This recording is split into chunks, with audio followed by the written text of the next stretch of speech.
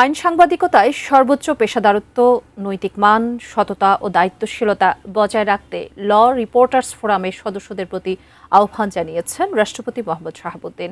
আইন, বিচার ও মানবাধিকার বিষয়ক সাংবাদিকদের সংগঠন ল রিপোর্টার্স ফোরাম LRF প্রতিনিধি দল সৌজন্য সাক্ষাৎ করতে এলে রাষ্ট্রপতি এ আহ্বান জানান।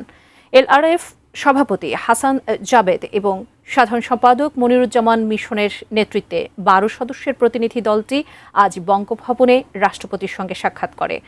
আইন সাংবাদিকতা, বিচার ব্যবস্থা ও জনগণের মধ্যে গুরুত্বপূর্ণ সেতুবন্ধন উল্লেখ করে রাষ্ট্রপতি বলেন, ল রিপোর্টাররা আদালতের কার্যক্রম ও গুরুত্বপূর্ণ রায় সম্পর্কে বস্তুনিষ্ঠ ও নির্ভুল সংবাদ পরিবেশনে গুরুত্বপূর্ণ ভূমিকা পালন করেন।